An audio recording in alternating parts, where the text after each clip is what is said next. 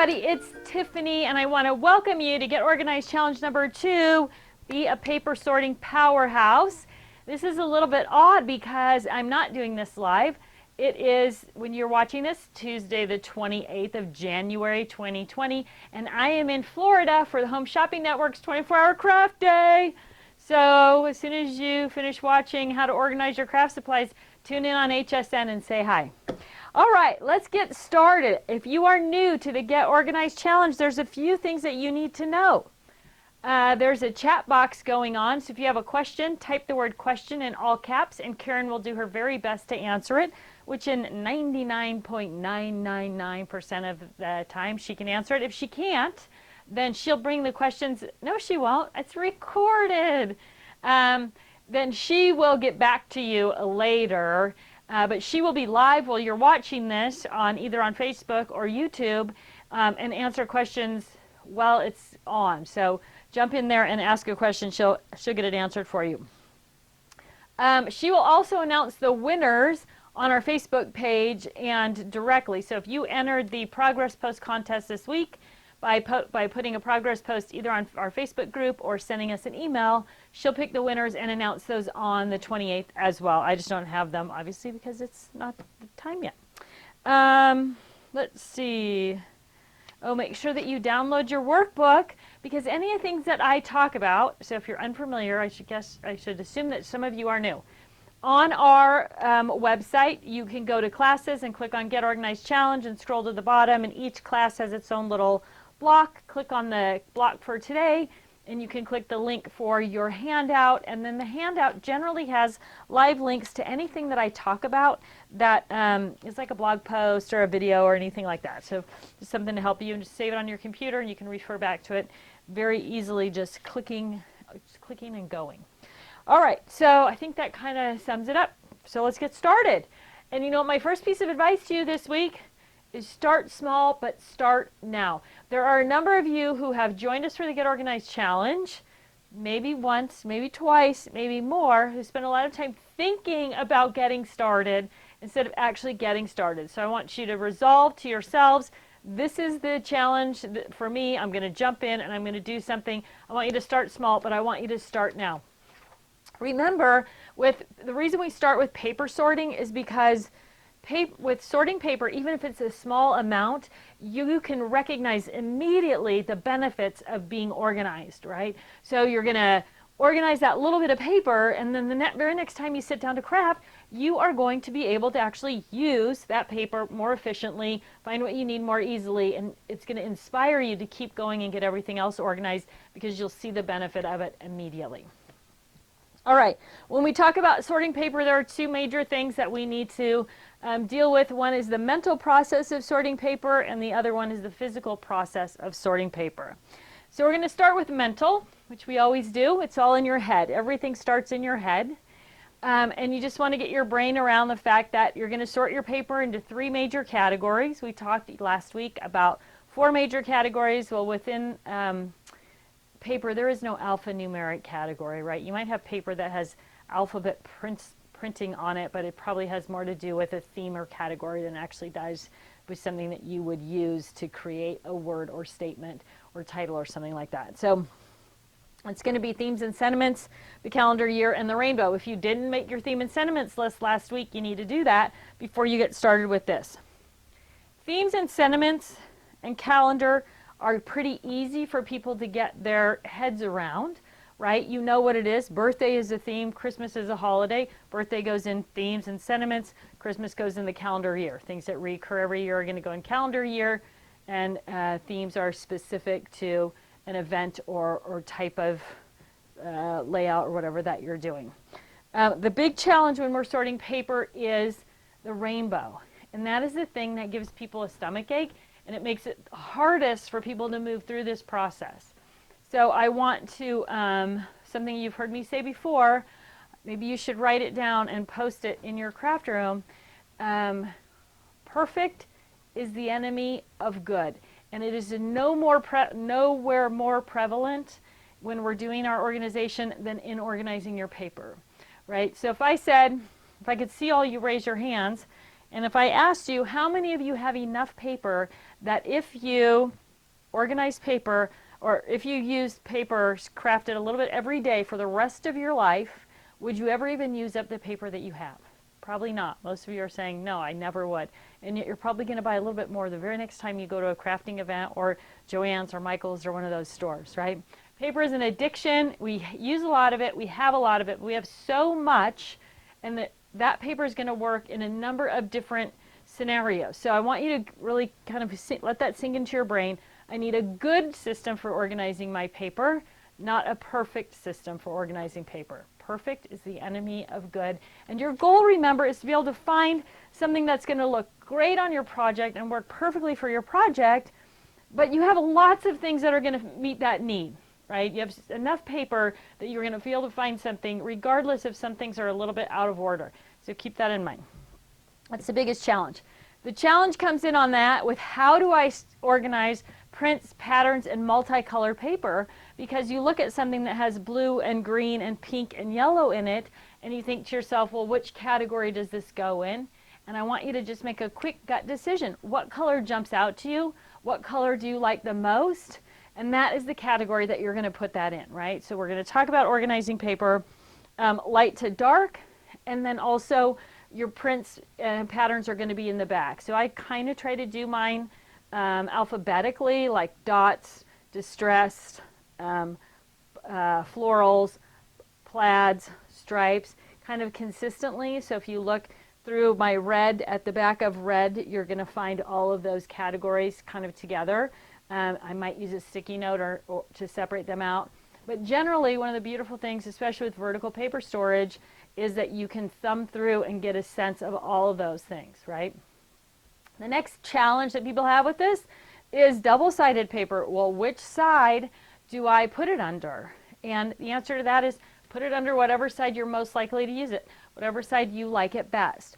As we go through paper sorting and you get your paper sorted, if later you're flipping through and you find a color that you think, oh, this would be better, you know, it's in orange, but it would be better in blue, then you can pull it out of orange and move it into blue, right? So once you get everything done, but the truth of the matter is, you have enough paper that if you're looking for blue paper and you thumb through there, the odds are that you're going to find the perfect thing for your project, even though that one might be in the orange category instead of the blue category.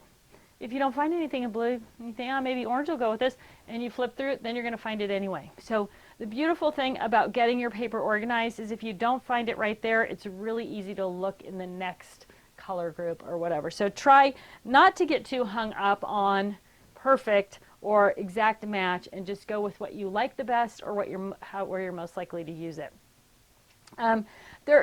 If you have true rainbow paper and you can't group it into any sort of color category, you can always put a tab in the back of your color section and just call it rainbow and throw anything in there that's got too many colors in it that you don't want to make a decision about it, right?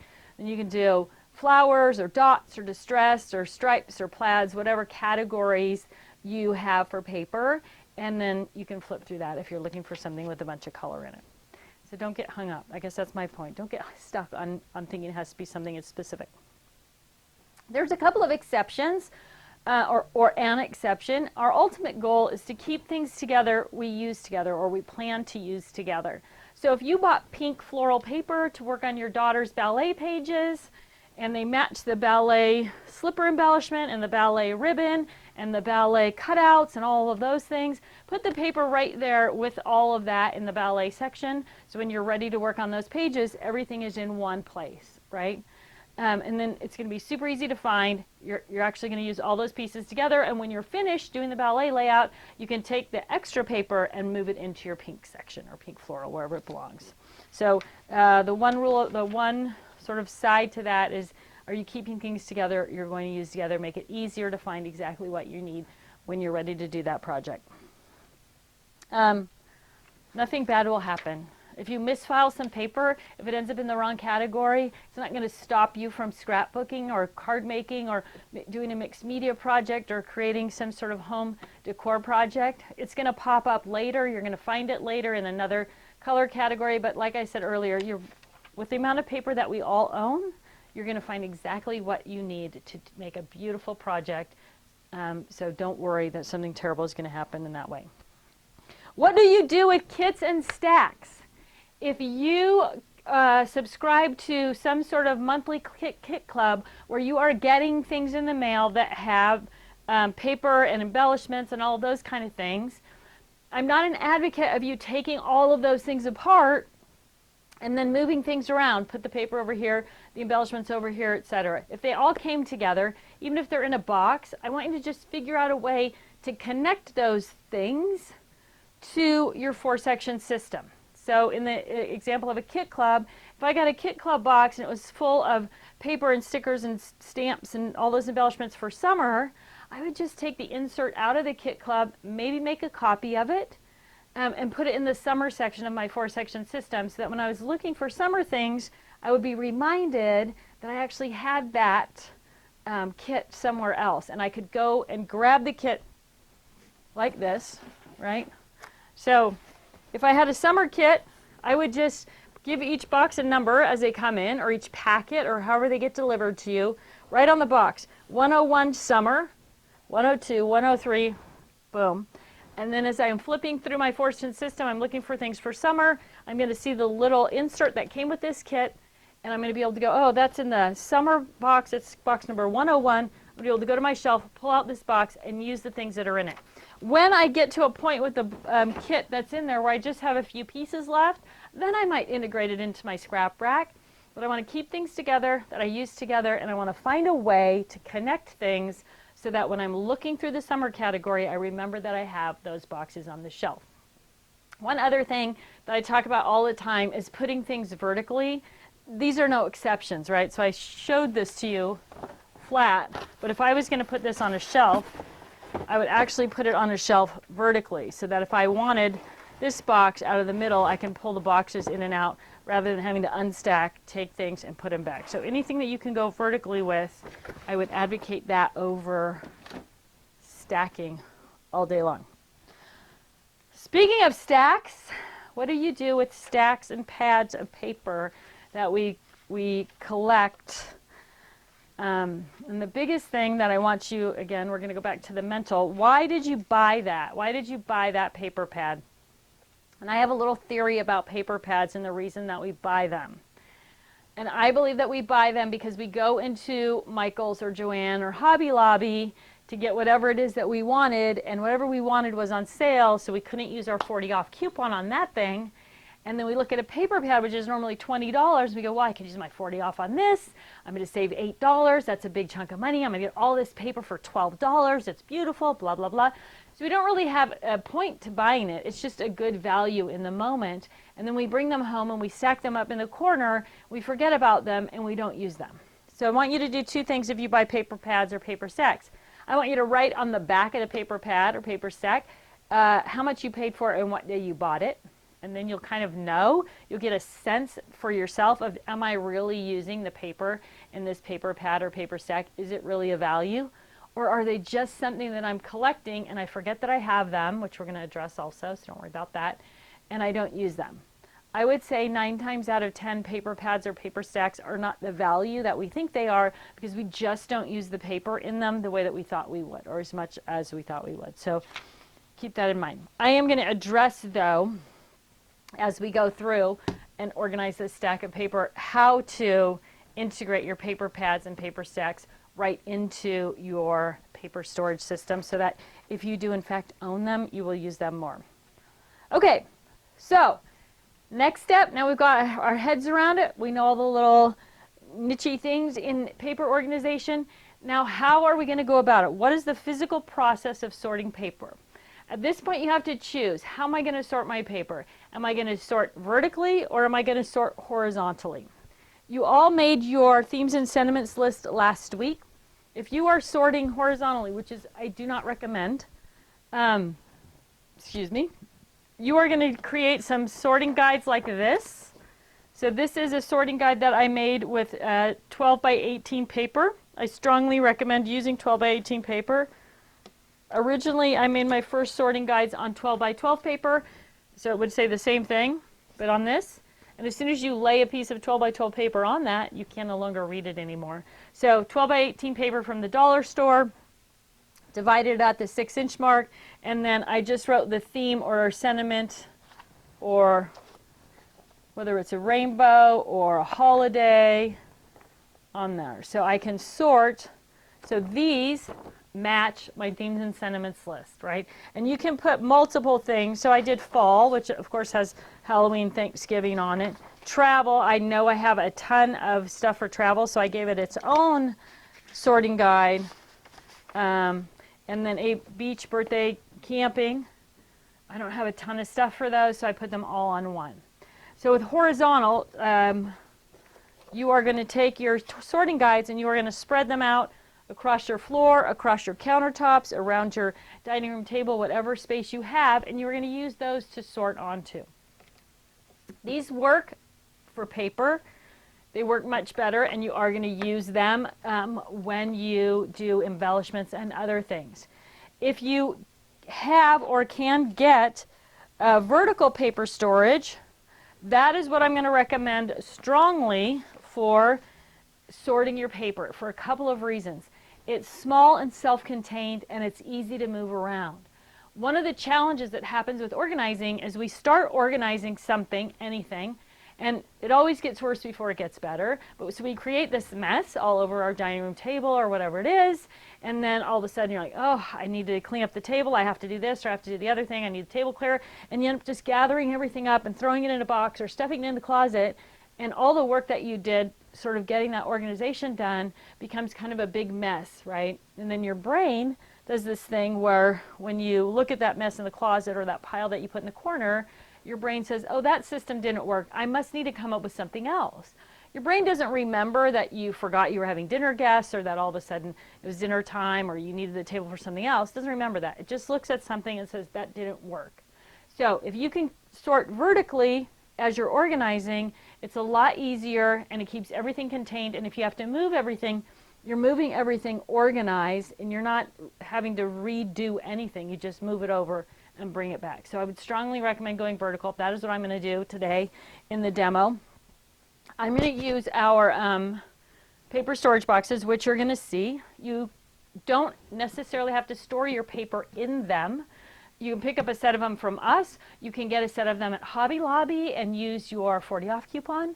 That's totally fine. They collapse down flat. So you're going to do this paper, this stretch of paper organization, and you might need to put it all away and bring it all back out. They fold down flat. Again, really easy to work with, and you can use them over and over again. Plus, you can actually use them to store your paper. I'm going to talk about paper storage solutions, different products that we offer, which products work best for who, what, when at the very end of class, as I usually do. So the first thing you're going to do, if you're going to sort horizontally, you're going to make your sorting templates. If you're going to sort vertically, you're going to need some sort of dividers to sort in, and the dividers need to be at least 12 by 12. So here's a couple of ways you can create your own dividers. This is just 12 by 12 paper that I bought, which I believe is an ugly color now. I'll probably never use it, and I just use sticky notes to start creating my dividers. These are our 12 by 12 tab divider pockets. Same thing. I could use those for dividers. They also have the pocket in the front, so that makes it easy for smaller pieces of paper or scraps if I'm sorting at the same time. What I'm going to use, and which is also available at Hobby Lobby, are our paper storage box dividers. Looks like I left some paper in there. That's okay. So these come, let me just grab them actually. These come in sets of 10, and while I'm sorting and organizing my paper, so when you buy them, they come in the package like this. So even though the package says there are 10, it looks like there are only 5. But then when you flip them around, you've got 10 dividers all in a row. So these were designed to work with our paper storage boxes so that the tabs stuck out over the edge of the paper storage box, which is why they're kind of that funky half, like they're kind of halfway tabs. That's why they look like that. So you can do this with them. Okay, so I'm going to use these. What am I going to do with them? This is what are we all going to do? We're going to make dividers, and your dividers are going to be based on, again, your themes and sentiments list and the other two sections, which are rainbow and holiday and seasons. So with my rainbow tabs, I permanently labeled them, right? I just used my label maker, and I just added a permanent label, and I put the label on both sides. The reason I was comfortable making a permanent label right out the gate is because I know I'm going to have all of these colors. Super simple, right? So if you know you're going to keep those tabs, you can do them permanently. With these tabs, I just used our small shut your flap tabs to create, missing one, to create A, B, C, F, S, T, and then winter, spring, summer, fall. So you might think winter, spring, summer, fall, those are all going to stay the same, but you might use January, February, March. I think I talked about that a little bit last week. The seasons or months are going to depend on your life, what's happening in your crafting life. When my children were younger, I used months instead of seasons. Your kids get older and you have less things going on at school and less holidays that you celebrate or pay attention to.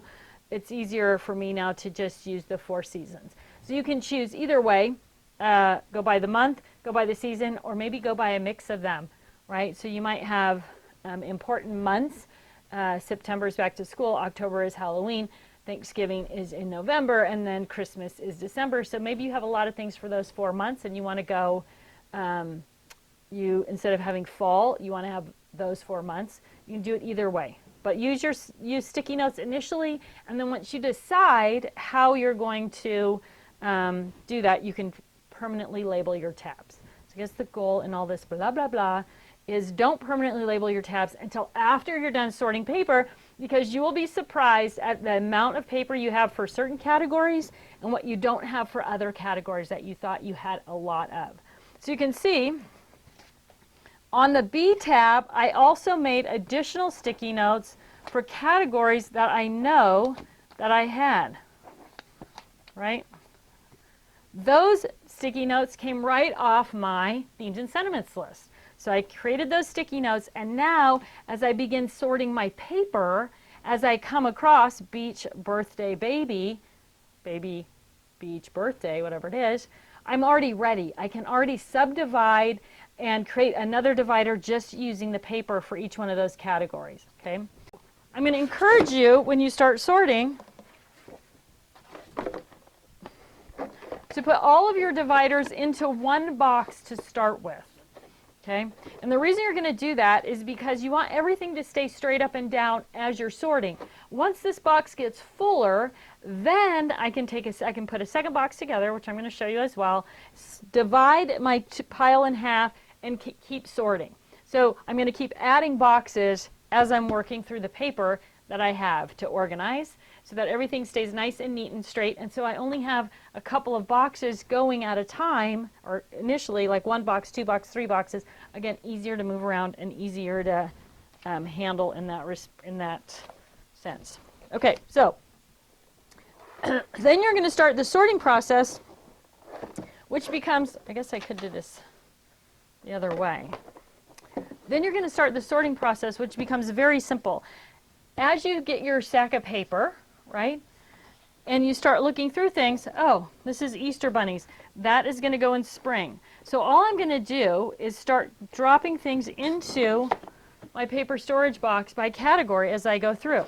Now, I want you to notice this paper has a tab at the end. Some paper does not. But whichever way you decide to go, whether you put the tab as the thing that goes up or the tab that goes sideways, you want to be consistent so that your paper is always the same size. So when I say that, if I did this, right, now this one's sticking up taller and this one is out longer, but if I turn this one sideways, now I've got this nice even pile, right? So keep that in mind as you're going. So this first paper is Easter. I'm going to go to spring. Now, I could also keep a pile of sticky notes with me and add categories as I went along. Maybe I'm going to find categories that I didn't know existed. Now I've got this next paper up is beach paper, right? So now I'm going to add that, and you can do it on the side. I'm going to drop it behind the B tab. And then as I work through, More beach paper, flip-flops. I'm going to be able to drop it right behind there, right?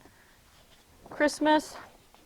I'm going to go right to the Christmas, right to the winter section and drop that in. Now, I could do a same thing. I could have a little Christmas tag. So you can make as many sticky notes as you want because it is better. I mean, we used to do the major sort and then go in and divide up each category, but this eliminates having to do that extra step because you're doing it all at one time. You're seeing everything. I mean, you're kind of sorting that secondary sort as you go through. So here's a fall paper. It's going to go in here. Here's another birthday or a birthday paper. So I'm going to pull that next birthday, that next tab. I'm going to put it on here, and I'm going to drop it in behind beach. So now I'm sorting by bees, but I'm also sorting by those categories. Same thing with color. And when I'm doing color, again, I'm going to go light to dark, right? So this is dark blue. If the next paper I come across is light blue, well, this is actually distressed. So it's going to go in the back of my color section, right? This was solid blue cardstock. That first part of the colors are going to be light to dark, solid colored cardstock. And then behind that is going to be anything that has any sort of pattern or design to it. So it's going to be dots, distressed, flowers, stripes, plaids, whatever it is that you collect. Road trip, that's travel paper.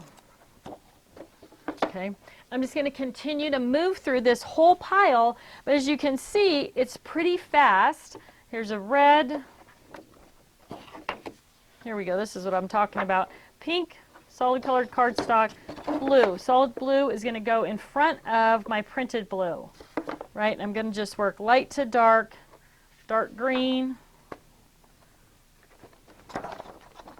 through the box. Now, sometimes you're going to have whole collections of paper that you want to keep together. So this is a whole collection of paper called Old World. So it's going to be part of my travel collection. I have it upside down. So it's going to be part of my travel section. I'm going to move the tab to the side because the flap is at the top of this pocket.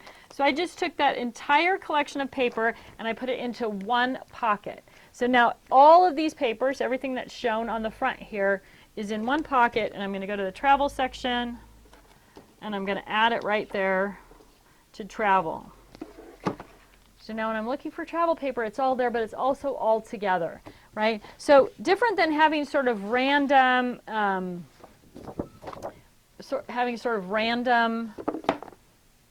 paper, sheets of paper. If you have whole collections, of course you want to keep those together. So here's another whole collection. This is beach, another beach collection. I put the name of the collection on the tab. This is a paper pocket.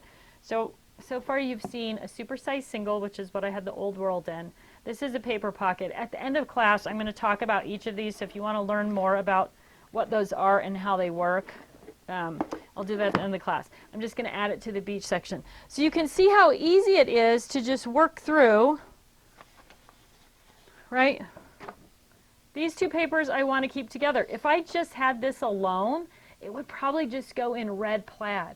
But it matches my picnic paper, which for me screams summer. That's when I'm going on a picnic. I live in the Pacific Northwest, as most of you know, so summer is just about the only time that we can actually go on a picnic. We have rain most of the time.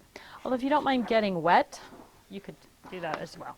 Okay, so when you think about the rainbow, you think of Roy G. Biv, red, orange, yellow, green, blue, indigo, violet. What you want to add to your rainbow section is going to be black, white, brown, neutral, and of course metallics. Okay, so you can break it down even further. Some people have reds and pinks together.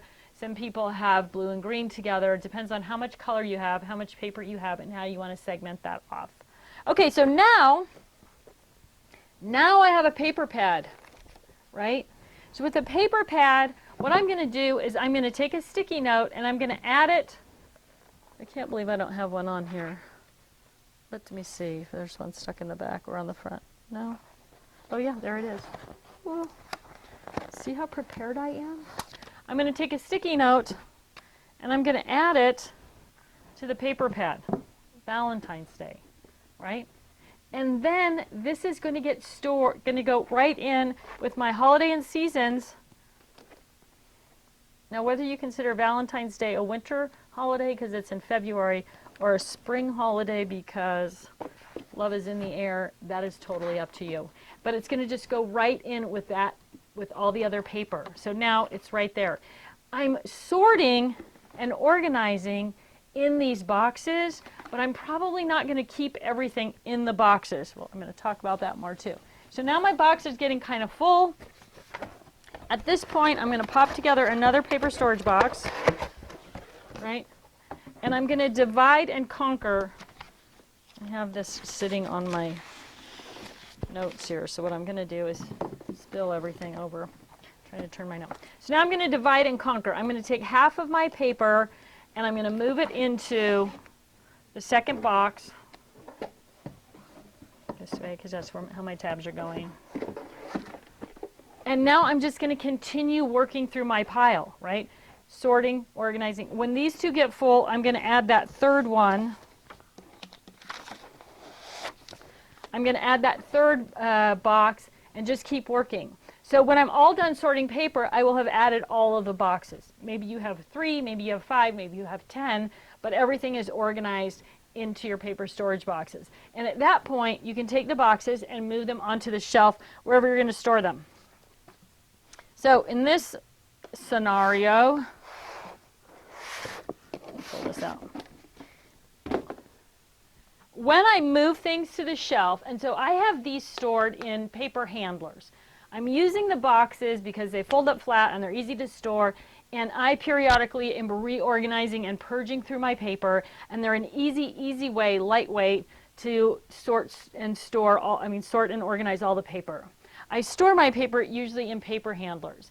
At this point, I'm going to take my paper pads, and here's another one. This is a beach one. And rather than actually putting it into a paper handler, I'm going to find the closest break between, so this is my AB box here, and I'm just going to slide it right in, right? So now it's on the shelf, it's not in the box, it's still labeled, and I can pull that paper pad on and off the shelf quick and easy, super simple. Same thing if you're using our paper cart, you can just put it between two boxes on the paper cart, and then it's going to be super easy to pull in and out. And it doesn't matter what size your paper is. It can be any size. So this is a 6x6 paper pad. It can be any size. So here's holiday and seasons. I'm just going to slide this in as well. So now it's right there in that category. If you wanted to put it in a box, you could definitely do that as well. So you got, I'm just going to move my Halloween tab so it stands up above the edge of the box, right?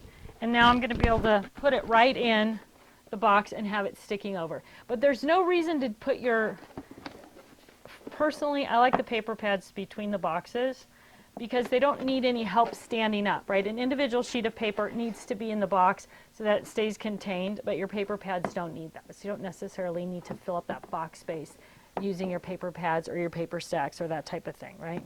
This paper stack is all holiday, like all the holidays of the year.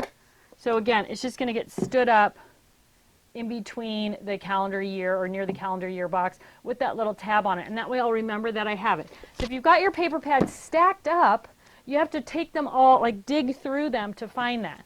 Get them vertical, stand them up on the shelf, label them on the side so that you can pull them in and out, and you're going to be far, far more likely to actually use those. Okay, so once you get your paper sorted and organized, I'm going to move these so they're not right in front of my face. Once you get your paper sorted and organized, then you have to determine how you're actually going to store it. So for a lot of people, we will just store it right in those boxes. The paper storage boxes are great for people who don't travel with their paper and who aren't constantly pulling it on and off the shelf, right? It's just a cardboard box. If you're constantly pulling your paper on and off the shelf, then using something more sturdy like the plastic boxes is definitely the way to be able to move that paper around. And again, I'll talk about that at the end of class. I have to catch up with myself in my notes here. Okay, so how do you store if you have lots of paper or a little bit of paper? Most of us are going to store a mix of ways. If you're not a paper junkie and you just have a few sheets of paper for each category, then I'm going to recommend that you keep all your paper in each category. If you have a category of Disney and you have 10 sheets of Disney paper, God bless you, put it in the Disney box, right? If you're a Disney addict and you have every piece of Disney paper ever made and now you've got to stack this thick, it's not going to fit in your Disney box or in your Disney section of your scrap rack or what have you. So you're going to store your paper two ways. Things that you have just a few sheets of are going to go right in with your category. In my home and family category, I have a Tooth Fairy collection. There's 10 sheets of paper that go with that collection. Tooth Fairy, it's a unique category, right? It's not like travel or Christmas. That's all the paper I'm ever going to have. It's right in my scrap rack with all the matching embellishments and stickers and all that stuff. Travel, on the other hand, for me, I'm a junkie for buying travel paper. So I have enough travel paper to fill a whole paper storage box. I don't want to put that in my scrap rack. So I've got all my embellishments and accessories and all the other things I'm going to use for travel in the scrap rack, but I've got my travel paper in a paper storage box. So I can pull that off the shelf, bring it to my workspace when I'm working on travel, use the box as the way to contain that paper while I'm working, and when I'm done with that, I can pick up the box and put it right back on the shelf where it belongs. So most of us are going to use paper storage boxes and keep some paper in the category where it belongs. Similar to what I talked about, the ballet paper, a couple of sheets of ballet paper with all the accessories for ballet. You're going to have all of those things together. So the trick is, again, keeping things together you use together, but also organizing things like big quantities of paper in the same way so your brain can follow the path. So my paper on my shelf is going to be arranged the same way. Themes and sentiments A to Z, calendar year, rainbow. So when I want red paper, I know I can go to my red box and pull it out and find everything that I need. I'm also going to talk about scraps, so don't start thinking, what is she going to do? Oh, look, here it is, scraps, scraps, scraps, right? In most, I have an email from Beth Burns. I don't have my glasses on, but I'm almost positive that's her name. Yes. Where she said, hey, I'm a card maker. We need a little bit different strategy for scraps. So I'm going to talk about scraps in general, and then I'm going to talk specifically about scraps for people who use die cutting machines and some ideas for that as well. In general, I want you to keep your scraps right with your paper, right? If you file your scraps somewhere separately, you're not going to see them and you're not going to use them. But if you keep them with your paper, then you will find them and you will use them. A couple of different ways to do that. This is a paper pocket. These are obviously green scraps. This is going to go right into my green section in my paper handler, and I'm going to be able to pull it out when I need green, and everything that I have is right here in front of me. I can see it and use it. One of my tips for organizing scraps is try to put your smaller scraps in the front, bigger scraps in the back. And that way when you look in, you're going to see that stagger of paper colors of choices that you have. So it's just going to be a little bit easier to find what you want. So right in the category in a paper pocket is one way to do it. This is just a regular 8.5 by 11 file folder, right? So I've got all the scraps in here for red. It's that simple. It doesn't matter that things stick off the back, because when you slide this in to your paper storage system, it doesn't matter that things are sticking out the back. So something as simple as a file folder is going to work to hold your scraps. So cheap, fast, and easy way to get those scraps under control.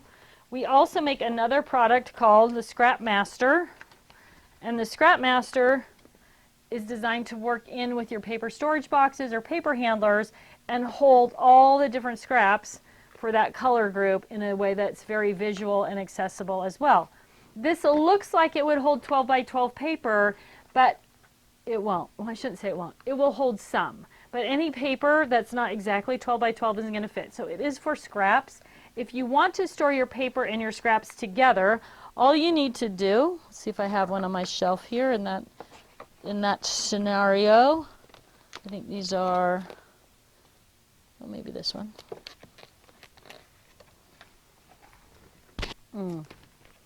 No, I have a big Christmas one. Well, simply put, Halloween. I've got all my Halloween scraps. If I had a stack of Halloween paper that was 12 by 12, this is 12, so you can see what I'm saying. This is 12 by 12 paper and it fits in the pocket, but it's not going to hold that much. However, you can see there's about a ½ inch here in the middle. So if you have a ½ inch of paper, especially the one I have that's loaded with Christmas, it's got a full collection of Christmas paper and all the scraps with it. So it all fits in one thing. You can label it. Now you've got your scraps and your paper together. Boom, that goes in your paper storage box or your paper handler. When you pull it out, you have everything in one place, right? So there's a temptation to store scraps separately from the paper, but you don't need your Halloween scraps outside of working on a Halloween project, right? You want to see your Halloween paper and your Halloween scraps and your Halloween embellishments all together when you're working on Halloween. So keep those scraps together by color, by theme, by sentiment, by calendar year, just like everything else, and then you can find them and you can use them. Specifically, Beth was asking about or talking about scraps for people who use die cutters and or cutting machines in general, and that if you're cutting something out like a sentiment, happy birthday, or something small, then you are going to want to have those smaller scraps readily available next to your cutter. And if that's the case, which made sense to me, creating a small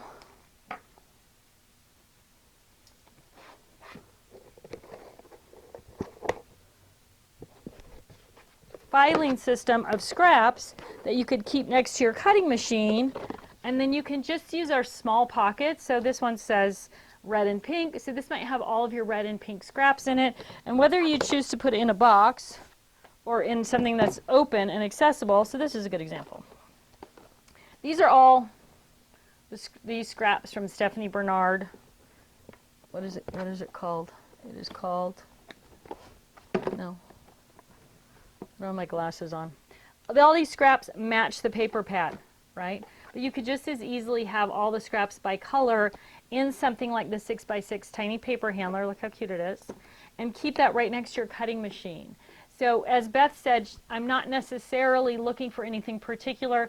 I'm looking for a scrap of paper in the right color to write happy birthday or congratulations and run it through my die cutter. So if you want to keep smaller scraps, if you are a card maker in particular, I would just recommend doing the same thing. And she said it's mostly solid colors, right? You're not usually cutting the words happy birthday, or almost never cutting anything die cut wise out of printed or patterned paper. Usually you're cutting it out of solids. It was her, was what she was saying. And then you've got that solid paper right next to your cutting machine. So if you want to create a small like mini file of small scraps so that they're available in the rainbow order, you can just put them right next to your cutting machine. This one actually super easy to move around with the little handles, or if you need something with a lid, the 6x6 fab file or 6x6 paper handler are going to work great for that.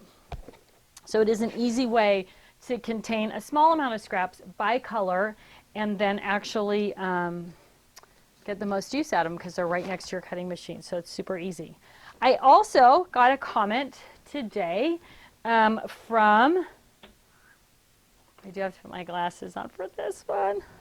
Oh, Delphina Martinez on the YouTube channel.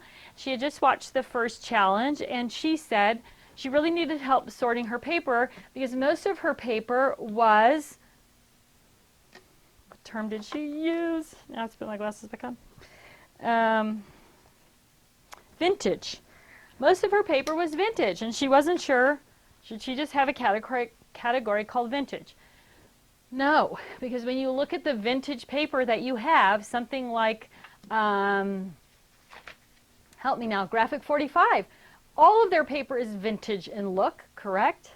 But all of their paper is also theme or sentiment or holidays. So they have Halloween paper and Christmas paper and birthday paper, and it all looks vintage. Vintage isn't really a category unless you're talking about, I actually call it ancestry in my little world.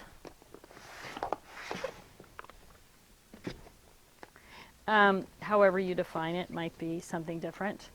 But so this is all vintage look paper, but I call it all ancestry, right? There's no really theme to it. It could be home also with the clocks, but that's what I think of.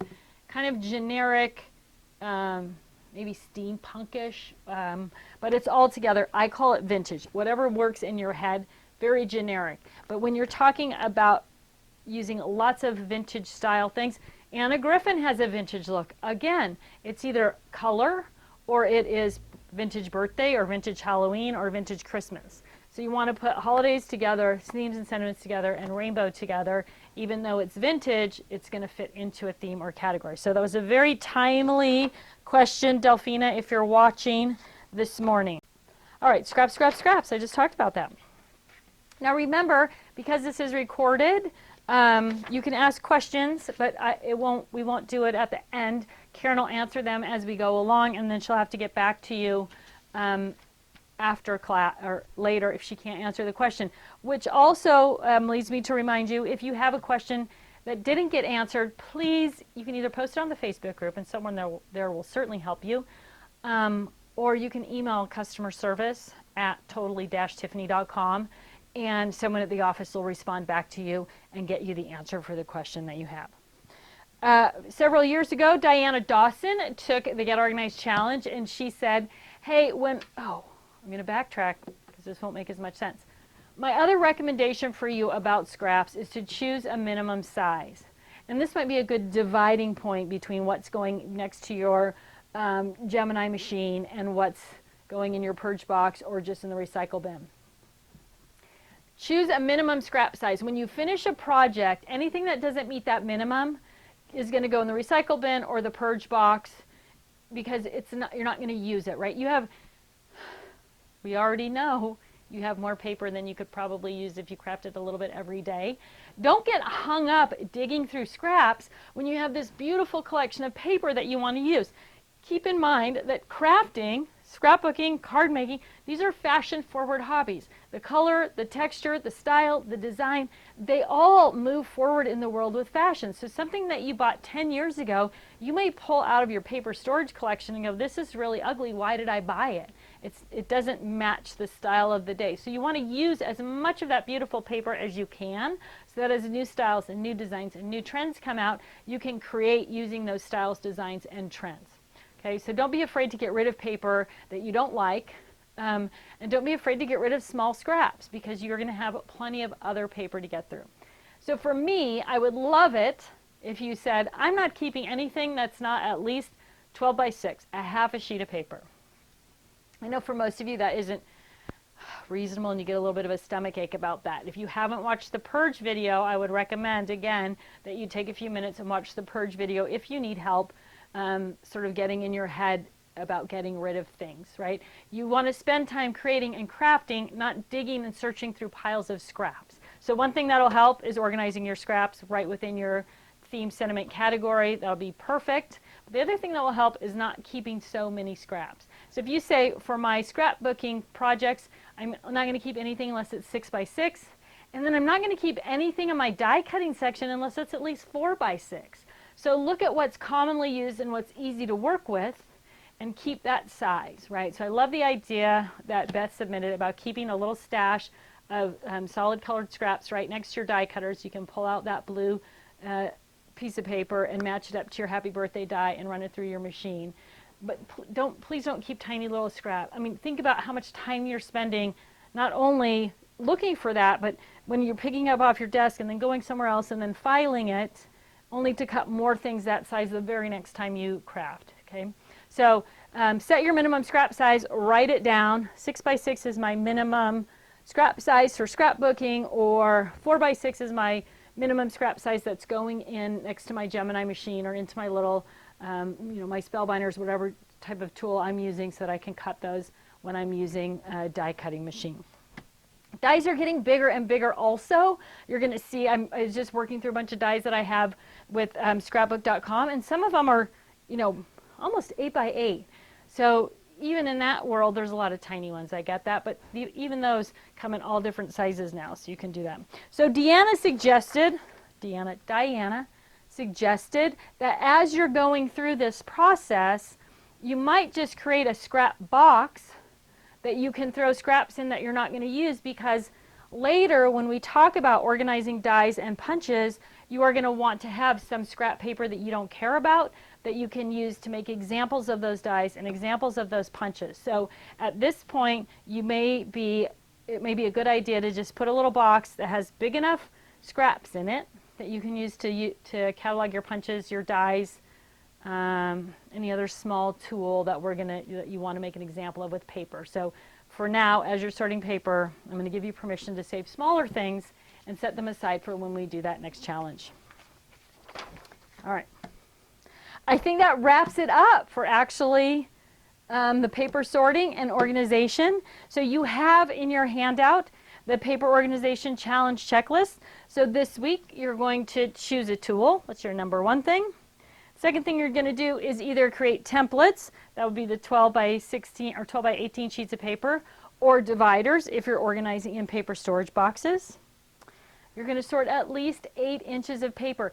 Please work in small batches, right? Work in batches of 2 inches or 4 inches depending on how much time you have, because as I talked about earlier, you want to work from start to finish. You don't want to have a mess that you have to keep cleaning up and putting away. The other thing that happens is if you say my goal today is to get through 2 inches of paper, when you get through that 2 inches of paper, your brain says, woo, this is amazing, look what we're doing, we got this done, woo, fireworks, joy. It keeps you motivated and it keeps you inspired because you're able to check something off your list. So it's better to work through 6 2-inch stacks of paper than it is to not get through 1 7-inch stack of paper, right? So you say, I'm going to do 2 inches, and then you go, I have some more time, I'm going to do another 2. Now you get 2 joyful responses from your brain, and again, motivation and inspiration, and that is really the key. The task of getting organized, especially in a craft room that you've had for years, can be overwhelming, and you need to get your brain as rewarded as possible so that you can stay on track. Okay. Sort your scraps and throw away scraps that don't meet the minimum. In this one scenario, you can have a scrap box that you're setting aside to use during the tool challenge. Put your newly organized paper into your organized only space. So hopefully over the last week, you cleared out a space, and when you get your paper sorted, you're going to have this nice empty spot on a shelf or in a cupboard that you can take your paper and put it away where it belongs. So it's organized and easy to get to, and you can look at it and go, oh, look at that, it's so amazing, right? Okay. Post your progress to Facebook or send in a progress post email. That way you'll get entered into the contest. And when you complete this challenge, or when you meet your goals for this challenge, if you have 15 feet of paper, you may not finish all of the paper sorting this week. Reward yourself though, meet your goal, reward yourself with the challenge number 2 reward that you chose. All right, I'm excited to see what you do. You know, it's also fun if you have this big mess of paper or piles of paper, put up some before and after pictures, because not only will you find it motivating and inspiring for yourself, you'll be motivating and inspiring other people in the Get Organized Challenge, right? If you can do it, they'll think if she did it, I can do it, right? So share your success, share your before and afters on the Facebook page. People love, love, love that. We all love it.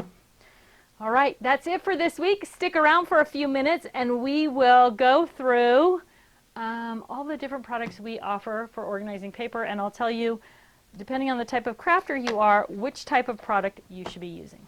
Thanks so much for tuning in. I'll talk to you again next week. Presto changeo, the magic of video. And I'll just talk a few minutes about each of the different products that we offer and how they can help you get your paper organized. So I'm going to start with 12 by 12 because that's the most common scrapbooking paper and also really commonly used for mixed media and for card making. And so in 12 by 12 we offer 3 different options. First of all, our cardboard paper storage boxes, and these are the ones that are also available at Hobby Lobby. These come in sets of 5 and they come folded flat.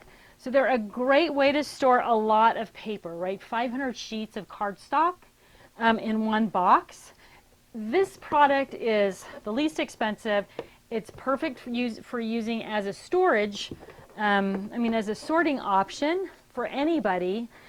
It works best for storage for people who always leave their paper at home. So if you don't travel and you're just going to leave this on the shelf, it's a great option for that. It's just made of cardboard, so it's not going to be as durable as something that's made of plastic, obviously, but it works great if you're not pulling your stuff on and off your shelf. If you're just pulling the paper in and out of the box, it's perfect for that. So paper storage boxes come in sets of 5, available on our website, also available at Hobby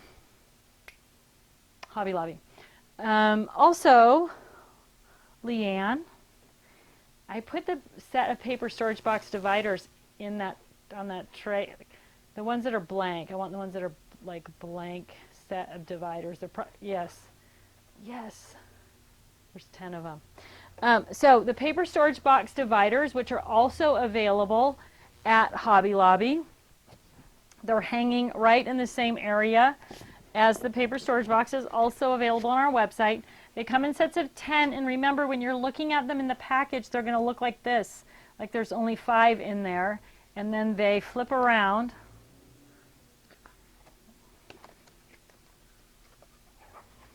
There we go, like this. So if you're using them at the top of the box, you can do them this way. If you're using them the side of the box, you're going to use them this way so they stick over the top edge of the box. Okay? So paper storage boxes, tons of paper, least expensive, but best used when you're not pulling them off and on the shelf all the time. The next option is our paper handler. So this is a 12 by 12 paper storage option. It's called the handler because it has handles, so it's easy to take off the shelf, put in your crop tote, or bring to your workspace and set on the table. Perfect for bringing just that category of paper that you want to work with to the table. So maybe you have a box of Christmas or a box of travel like I do, and you want to have that whole box at the table.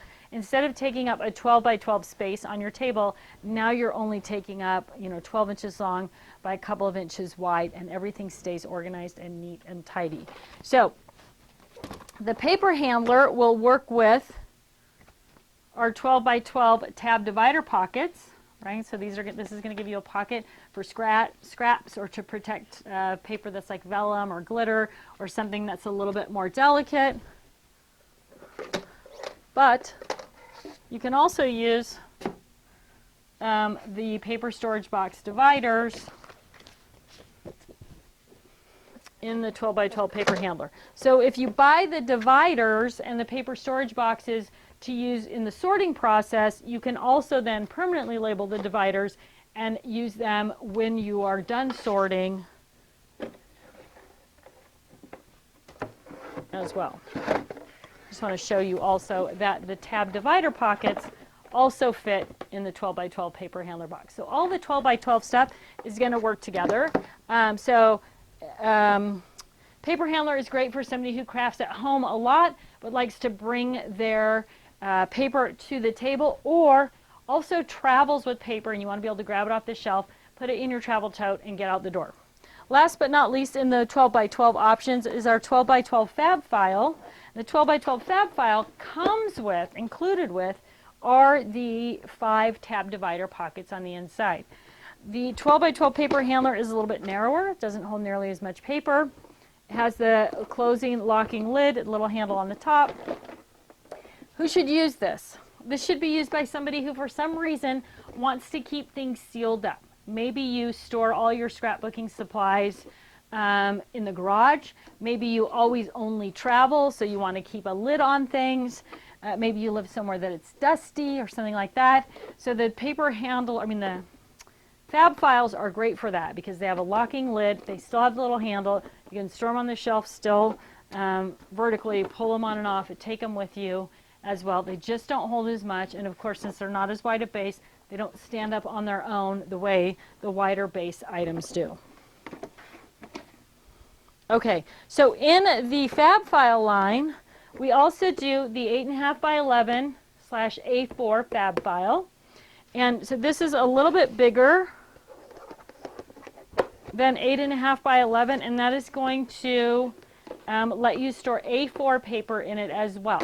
So the fab file is going to store that paper this way, what we call landscape. But we also make the 8.5 by 11 / A4 paper handler, same little pull-up handles, and the pockets, tab dividers pockets for this one are vertical instead of horizontal, or portrait instead of landscape. So depending on the space you're using, how you craft, how you move around with your supplies, if you are a card maker mostly using A4 8.5 by 11, either one, either the fab file or the paper handler is going to work great. You already saw our adorable 6x6 paper handler. Again, great for scrap storage next to your Gemini or your Spellbinders or whatever cutting machine you're using. Use the tabbed pockets on the inside to organize scraps by color and have them nice, neat, easy, tidy right next to your cutting machine. Or if you're a junkie for Stephanie Bernard or someone else who works only in 6x6, it's a great way to organize those papers as well. Of course, also come, oh hello, my name is 6x6 Fab File. So all of the fab files are going to come with the tab divider pockets on the inside. Tab divider pockets are also sold separately. So you're going to get 5 in fab file. If you need more, you can pick up an extra set, and I'll go through those real quickly in just a minute. So 6x6.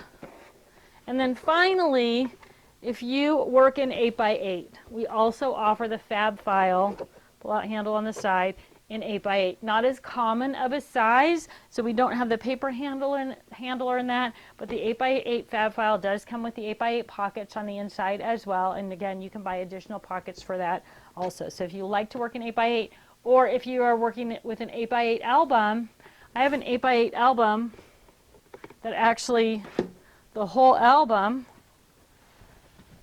get on my tiptoes, not part of my plan today. So I have the whole album in here, and I have the refill pages in here. So if you work in 8x8 and you're looking for a way to store everything together, your paper, your album, the refill pages, the 8x8 box is great for that as well. However, we do not make the paper handler in 8x8. Okay, then, well, I'll do this next. So here's all the different sizes that the tab divider pockets come in, right? 5x7, 6x6, 8x8, landscape, 8.5 by 11 A4, horizontal, vertical, 8.5 by 11 A4, and then 12 by 12 as well. All of these come in their corresponding fab files, but all of them can also be purchased separately, just as individual sets of 5 in each size. So scrap storage, perfect for that. If you want to add to already an existing collection that you have, you can add extra pockets for those. Scrap rack. For those of us who are using a scrap rack, there are several pages that work great for organizing paper in your scrap rack. This is the Daily Double page. It is long enough for A4, which is what you see in the background here, but wide enough for 8.5 by 11. And then it does have a little extra pocket on the side for keeping your long, thin border type scraps in that pocket. If you want to customize a page, this is a great page. This is a great page to customize, and there's a video about how to customize your scrap rack pages as well. Page, and so these are 6x6 pockets, so it's great for scraps or for storing 6x6 papers in your scrap rack as well. The supersize single you saw in the class today, and the supersize single is going to hold 12 by 12 paper, and you can see there's actually extra space around the side, so if you have paper that has a little tab on it, either way it's going to fit in there with no problem. When you saw this in class today, I had the tab on it that said Old World. You can actually, if you're going to always only use it in your paper storage boxes, you can cut the 3-hole tab off, and then it's just a plastic pocket that's going to work to keep collections together and also to kind of protect the edges and corners of those collections. If you don't cut it off, it still fits in the paper storage boxes. It's just a little bit messy, right? So if you have a little bit of OCD, as I do, I like to keep things neat and tidy, so I'm going to cut that off, but it will fit in the box, no problem, if you want to do it that way as well. Paper pocket you also saw in the demonstration. So these come in packs of 3. They have the little tab on the side. They're going to hold 10 or 12 sheets of paper per pocket. With mine, you saw the beach collection of paper stored in there. If you want to keep your, and this is a little bit heavier construction than the scrapbook pages. If you want to keep your scraps and paper together, you might want to consider using our collection keeper. So this has 3 pockets on the front, a 12 by 12 pocket on the back, and also the tab on the side. So the collection keeper is a great fit for keeping things together, scraps and paper, and also is going to fit in any of the paper storage options that we've got in 12 by 12. Back to scrap rack, side loader single, a little bit heavier construction, will hold 15 or 20 sheets of paper, has this little tab that tucks in to hold your paper in, because this one loads in and out the side. So if you've got this in your scrap rack, it's easy to pull paper out the side rather than pulling it out the top. But a little bit heavier construction gives a little bit more stability to your page. Side loader single is that option. Okay, so those are big paper options. Next up, we've got our scrap options, or option. So the Scrap Master also works with all of our 12 by 12. So it works in the 12 by 12 paper storage box, it works in the 12 by 12 paper handler, and it also fits in the 12 by 12 fab file. So regardless of the type of storage option you are using, the Scrap Master is going to fit. And again, you can use it like a file folder where you put those extra paper in the middle. You got the tab here, drop it into your file box, and now you've got your scraps and your paper together. So ideal for keeping collections together, right? So if you have all your Christmas paper from a particular theme and then all the scraps that go with it, it's a great way to keep all of those things together. But just an awesome scrap storage system as well, and again, fits in any of the boxes. So, okay, now, paper pocket, which I already showed you, but that's what this is in, just a regular paper pocket. So a little sturdier, gonna go vertically, small scraps in the front, big scraps in the back. Now, where are you going to put all those paper storage boxes? If you have not seen our paper cart, the paper cart is going to hold up to 10 paper storage boxes, depending on if you have. So you can see I've got the 12 by 12 fab file here. I've got 4 paper storage boxes, and I've got paper pads, the big one and then the smaller one. So just depending on what you have in it. In the top right now, I've got vinyl. I've got our vinyl storage system in the top of the cart right now. So this is a great way to store vinyl as well if you're someone who is working with your Cricut or doing that type of thing. Makes it really visual and accessible. And then this is the new paper cart apron. So it holds your paper trimmers and some tools and that type of thing. When you're working with the paper cart, you can add that. If you already have one, you can buy the apron separately. We will have the cart and apron combo sooner than later, actually. So I think that's it for paper storage options. If you have questions, again, you can ask them on Facebook, or you can email us, customer service at totally-tiffany.com, and someone from the office will respond right back to you, or as soon as we can, and give you the answer to your question. If you are looking for a fast answer to a question, the Get Organized Challenge group on Facebook is going to be the perfect place to go, because there's someone there almost 24/7 who can answer a question for you. Thanks so much for tuning in today to learn about all of our paper storage options for your paper crafting addiction. And I look forward to talking to you again soon. Have a great day.